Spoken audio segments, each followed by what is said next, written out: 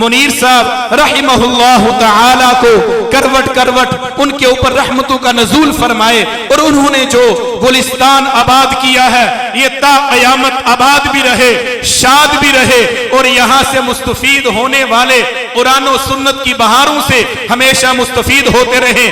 اب میں بلا تاخیر اپنے معزز مہمان گرامی محترم اور مکرم حضرت مولانا احمد جمشید خدمت میں التماس کرتا ہوں کہ وہ اپنے بہترین انداز سے، بہترین الفاظ سے سامعین کے سینوں کو گرمائیں۔ حضرت مولانا احمد جمشید صاحب حفظہ اللہ تعالی۔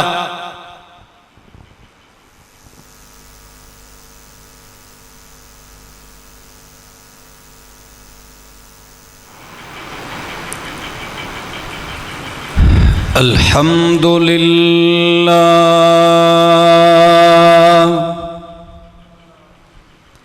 الحمد للہ رب العالمین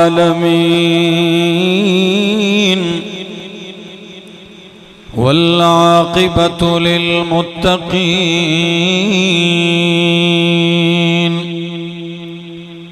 والصلاة والسلام على أشرف الأنبياء والمرسلين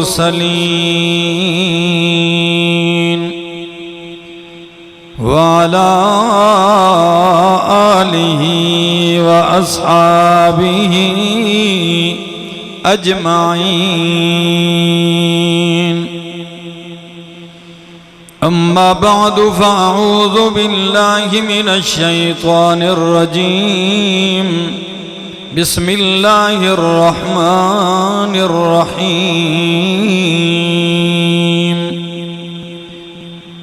ألهاكم التكاثر حتى زرتم المقابر، كلا سوف تعلمون ثم كلا سوف تعلمون، كلا لو تعلمون علم اليقين لترون الجحيم ثم لترونها عين اليقين ثم لتسألن يومئذ عن النعيم۔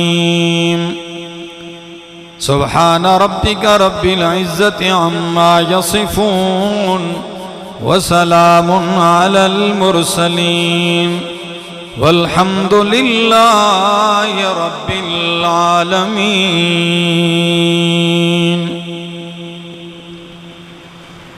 انتہائی قابل عزت، قابل احترام، ذی قدر علماء کرام اور لالا موسیٰ کے اس علاقے اور گرد و نواح سے آئے ہوئے میرے معزز مکرم دوستو، السلام علیکم۔ آپ کے درس قرآن کا جو عنوان تھا وہ فکر آخرت تھا۔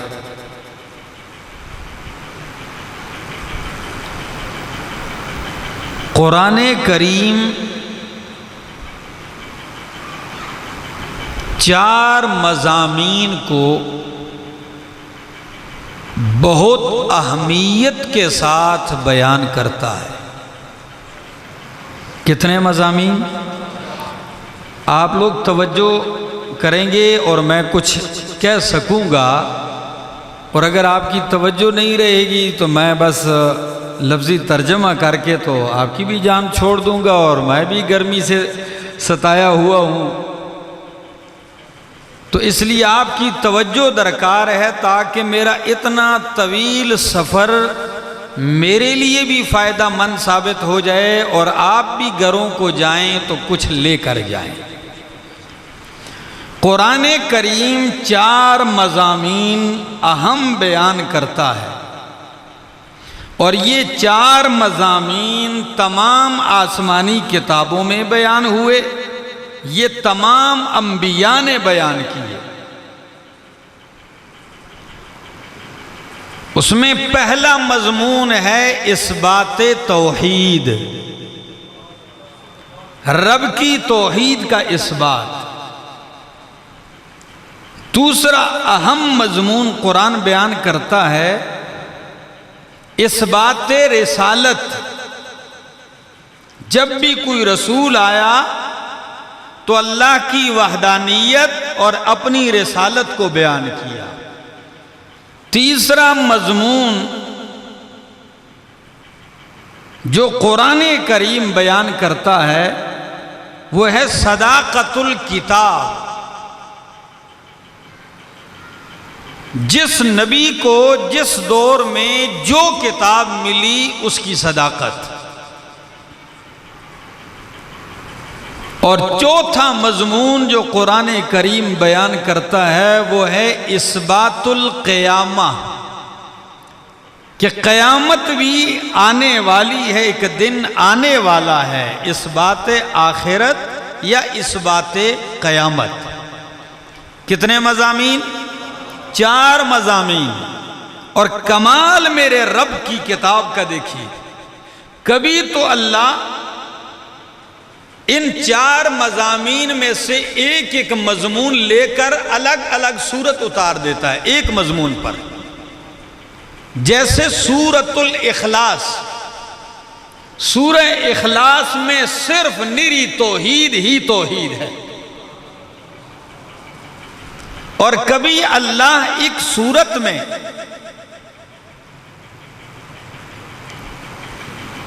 اثبات قیامت کرتا ہے، سورہ زلزال۔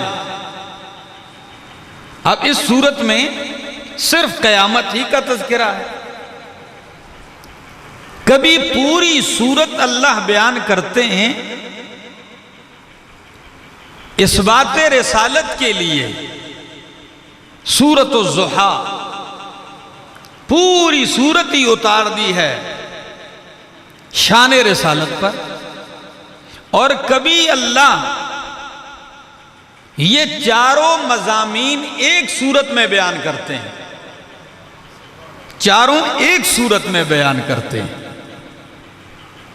جیسے سورہ بقرہ ہے 4 مضامین۔ اور کبھی قرآن کریم کا کمال ہے کہ 4 مضامین ایک رکوع میں بیان کر دیتا ہے، اور کبھی قرآن کریم یہ 4 مضامین ایک آیت کے اندر اکٹھے کر دیتا ہے۔ اللہ اکبر۔ ہمارے ہاں تفسیر کے اندر اس کو عنوان دیا جاتا ہے اصول مہمہ، اہم ترین اصول۔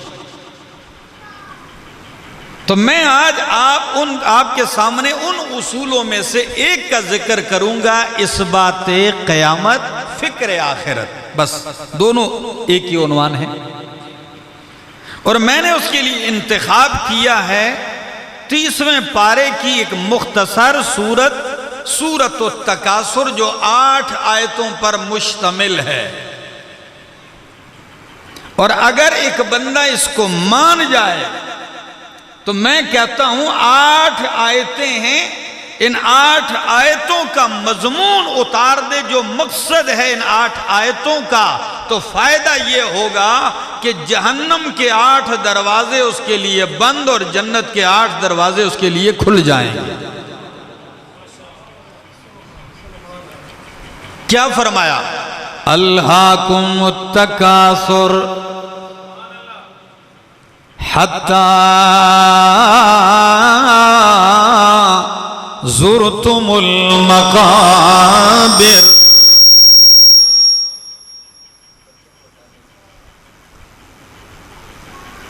توجہ ہے؟ الہاکم التکاثر، ہلاکت میں ڈال دیا۔ ایک الہاکم التکاثر، غفلت میں ڈال دیا تمہیں۔ التکاثر، کثرت کی ہرس نے کثرت کی طلب نے حتی زرتم المقابر، یہاں تک کہ جا دیکھی تم نے قبریں، قبروں کی زیارت کی. کلا ہرگز نہیں، سوف تعلمون، ان قریب تم جان لوگے. ثم کلا، پھر ہرگز نہیں، سوف تعلمون، ان قریب تم جان لوگے.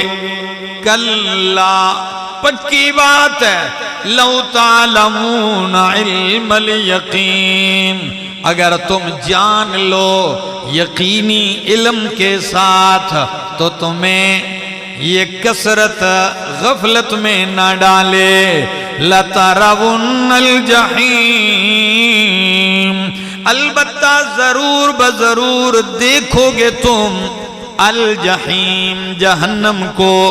ثم لَتَرَوُنَّهَا عَيْنَ الْيَقِينِ، پھر البتہ ضرور بضرور تم دیکھو گے جہنم کو عین الیقین، یقین کی آنکھ کے ساتھ. ثم لتسألن یومئذ عن النعیم، پھر تم سے البتہ ضرور بضرور پوچھا جائے گا اس دن عن النعیم، نعمتوں کے بارے میں. یہ تھا لفظی ترجمہ. سورۃ التکاثر، اس کا دعویٰ ہے، یہ زجر ہے دنیا کی ایسی محبت پر، یہ زجر ہے، ڈانٹ ہے دنیا کی ایسی طلب پر جو بندے کو اللہ کی یاد سے غافل کر دے، جو بندے کو فکر آخرت سے غافل کر دے. فرمایا الہاکم التکاثر، تمہیں غفلت میں ڈال دیا ہے التکاثر، کثرت کی طلب نے. اصل میں اردو، پشتو، انگریزی، فارسی، ان زبانوں کا دامن بہت چھوٹا ہے، اس لیے مفسرین اس کا معنی ادا کرنے میں پریشان ہیں کہ لفظ کیا تلاش کرے.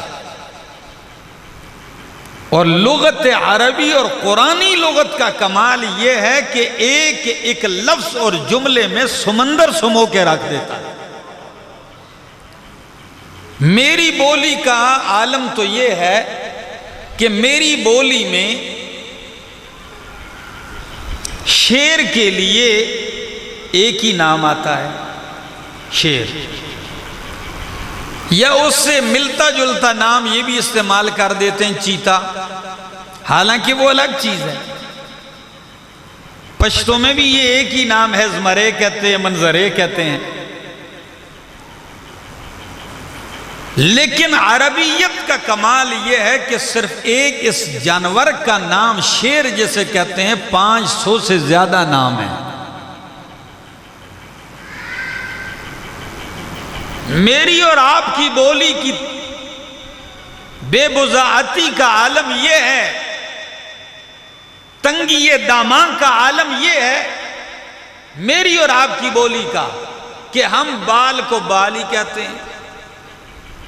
بال پڑا ہے، داڑھی کا بال، سر کا بال، جسم کا بال، جہاں بھی ہے لفظ بال ہی اس کے لیے استعمال کرتے ہیں.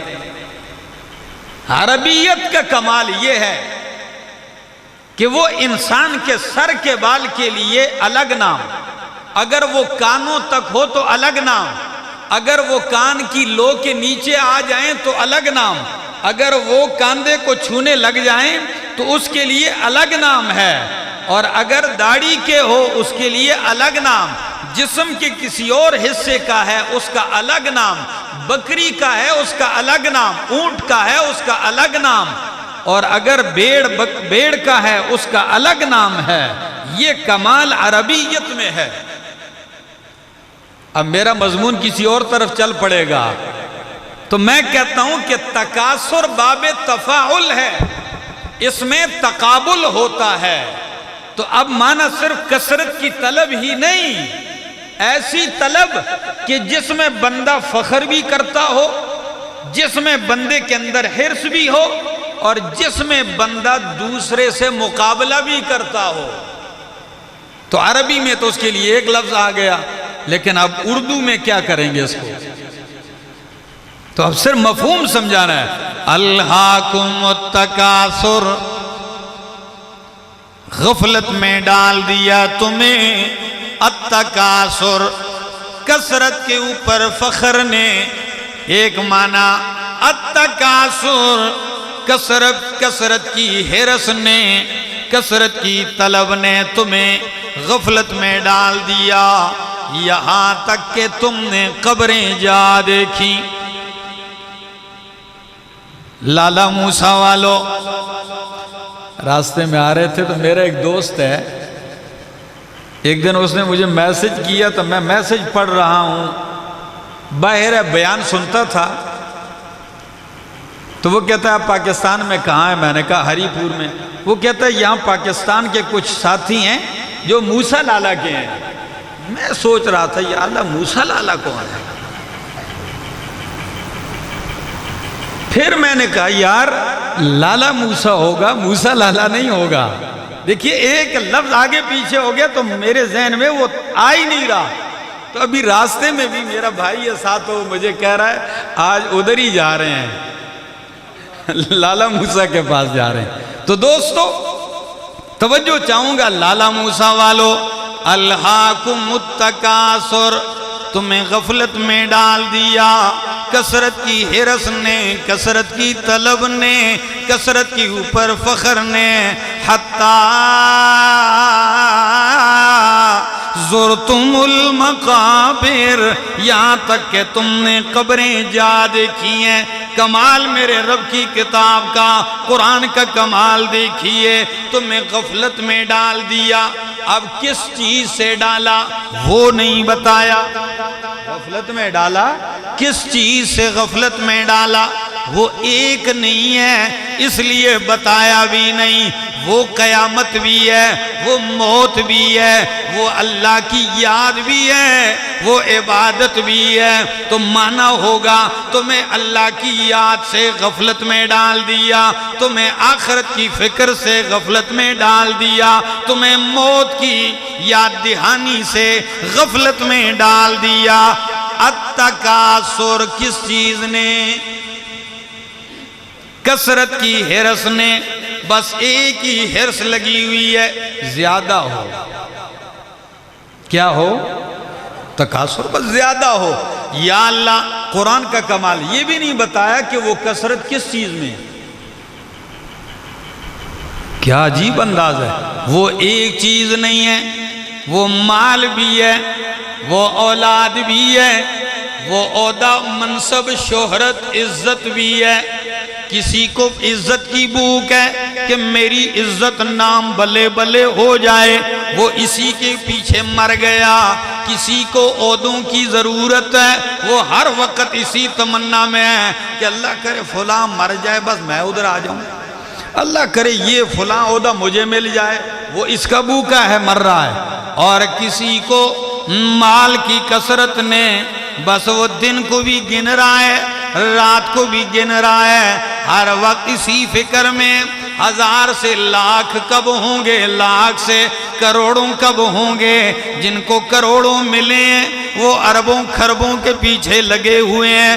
قربان جاؤں میرے محبوب پیغمبر صلی اللہ تعالی علیہ وسلم نے فرمایا لو ان لابن آدم وادیان من ذہب، یہ انسان ابن آدم کی فطرت ہے، اگر اس کے لیے سونے کی 2 وادیاں بھی اس کو مل جائیں، کتنی؟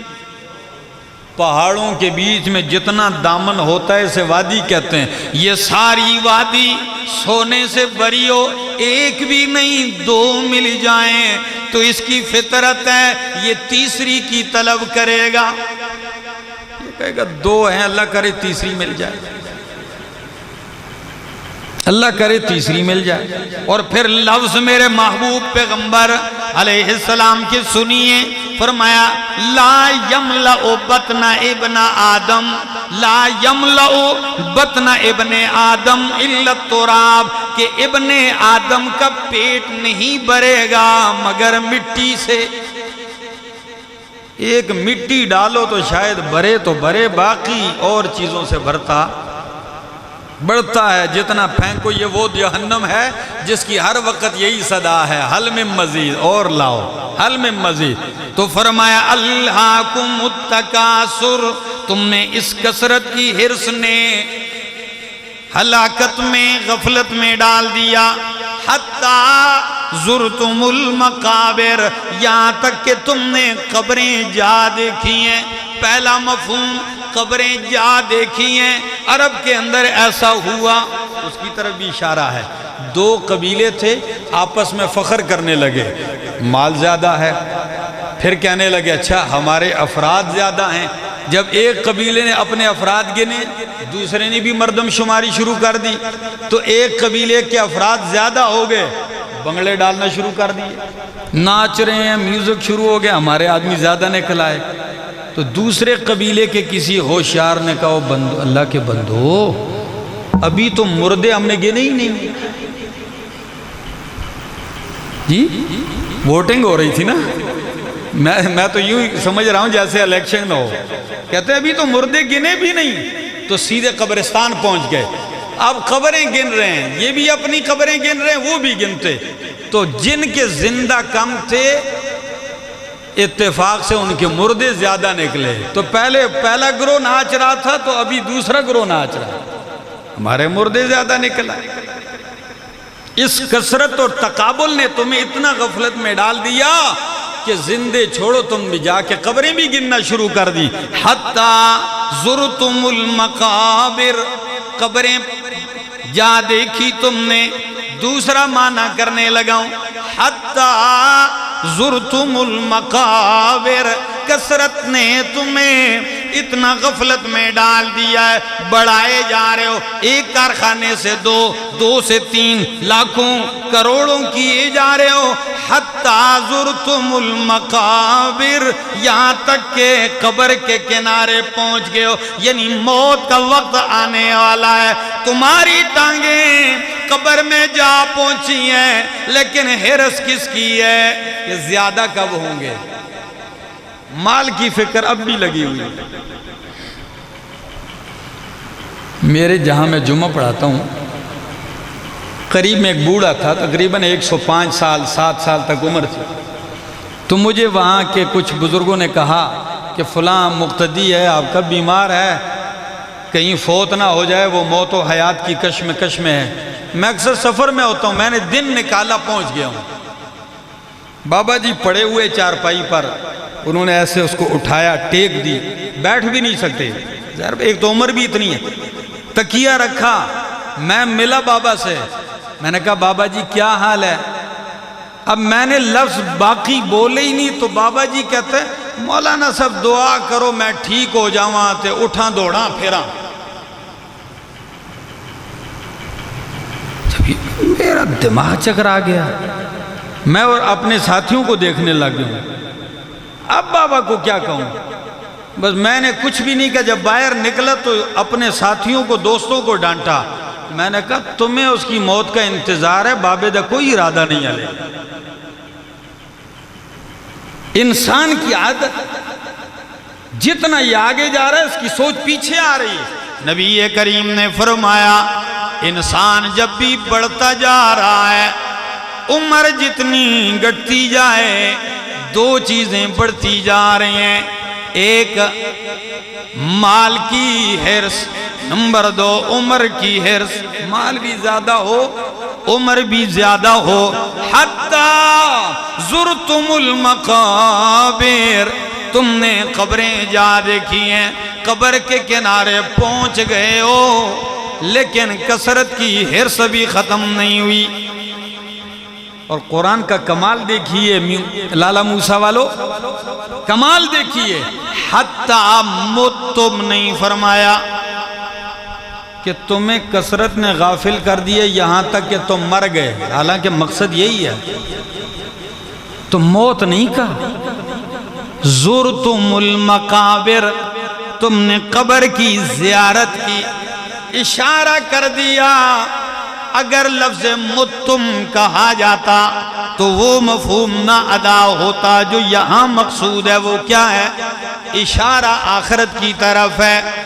بندہ جہاں رہنا نہ ہو وہاں صرف زیارت کے لیے جاتا ہے، کہتے ہیں میں صرف آپ کی، مطلب کیا ہے؟ ڈیرے لگانے نہیں آیا ہوں، صرف آپ کو دیکھنے آیا ہوں۔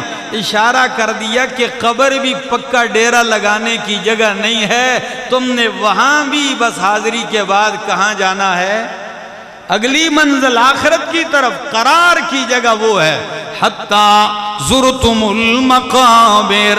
اور تیسرا مفہوم اس آیت کا، تمہیں غفلت میں ڈال دیا مال کی کثرت کی طلب نے، یہاں تک کہ تم نے قبریں جا دیکھی ہیں، یعنی مال نے اتنا پاگل کر دیا کہ جا کے قبروں والوں کے سامنے کھڑے ہو کے مانگنے لگ گئے ہو۔ مال کی اس لالچ نے، حرص نے تمہیں اتنا پاگل بنا دیا کہ اب بابوں سے بھی جا کے یہی کہتے ہو، بابا میری کھوٹی قسمت کھری کر دے۔ کوئی پیسے مانگ رہا ہے، کوئی ادھر رشتے کروا رہا ہے، کوئی کارخانے پار لگا رہا ہے، یعنی اتنے حد تک بڑھ چکے ہو کہ اب مردوں سے بھی مانگنے لگ گئے ہو۔ حتی زرتم المقابر۔ اور یقین کیجئے اس دور میں اتنی مسجدیں آباد نہیں ہیں کہ جتنی قبریں آباد ہو رہی ہیں۔ مسجدیں اجڑ رہی ہیں، قبرستان کو آباد کیا جا رہا ہے، وہاں چہل پہل لگائی جا رہی ہے، اور قبریں تو اب قبریں نہیں رہی ہیں۔ ہمارے ہری پور کا سرکاری قبرستان ہے، میں دوستوں سے کبھی جاتا ہوں، میں کہتا ہوں بنگلے دیکھنے تو ادھر جاؤ، کبھی ایک قبر 2 منزل 3 منزل 4 منزل قبریں، اس میں بھی مقابلہ جاری ہے۔ فلاں نے اپنے ابا کی قبر پہ 1 لاکھ لگایا تھا، میں 2 لاکھ لگاؤں گا۔ تیسرا آتا ہے وہ 10 لاکھ لگا رہا ہے۔ زندہ باپ کو پوچھتے نہیں، چارپائی پہ او بیمار ہے، اولاد پوچھتی نہیں، مر جائے تو قبر پہ لاکھوں لگانے کا کوئی فائدہ نہیں ہے۔ حتی زرتم المقابر، تمہیں مال کی کثرت نے، حرص نے، لالچ نے غفلت میں ڈال دیا۔ لیکن سن لیجئے، کلا ہرگز ایسا نہیں کرنا چاہیے تمہیں، سوف تعلمون، ان قریب جان لوگے، زیادہ وقت نہیں لگے گا، ان قریب تم جان لوگے۔ ثم کلا سوف تعلمون، 2 مرتبہ کا، پھر ہرگز ایسا نہیں کرنا چاہیے، سوف تعلمون، تم جان لوگے۔ یہ 2 دفعہ کہنے کی وجہ کیا ہے؟ علماء کہتے ہیں تاکید کے لیے۔ ایک طبقہ کیا کہتا ہے؟ کس کے لیے؟ جب ہم کسی بات پہ زیادہ زور دیتے ہیں تو کبھی 1 دفعہ، کبھی 2 دفعہ، 3 دفعہ بھی کہہ دیتے ہیں تاکید کے لیے۔ لیکن کچھ مفسرین کہتے ہیں نہیں، تاکید نہیں، تاسیس کے لیے۔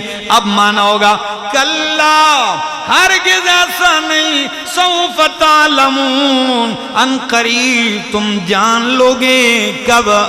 موت کے وقت، پہلا کلا، دوسرا سوف تعلمون، جان لوگے برزخ میں، موت کے وقت بھی اور موت کے بعد بھی جان لوگے۔ یا دوسرا معنی کلا ہرگز ایسا نہیں، ان قریب جان لوگے جب جہنم کو دور سے دیکھو گے۔ پھر ہرگز ایسا نہیں جان لوگے جب تم جا کے قریب سے دیکھو گے، کیونکہ کبھی قیامت میں قرآن نے قیامت کا جو منظر کھینچا ہے اس میں یہ بتایا ہے، کبھی دور سے دیکھیں گے، پھر جہنم کھینچ کر ان کے قریب لائی جائے گی، ان کو گھسیٹ کے اس کے قریب کر دیا جائے گا۔ کلا، 3 دفعہ یہ لفظ آیا کلا کلا، 2 جگہ اس کا معنی ہے ہرگز نہیں، اور تیسری جگہ اس کا معنی ہے حقا، پکی بات ہے۔ لَوْ تَعْلَمُونَ عِلْمَ الْيَقِينِ، اگر تم یقینی طور پر جانتے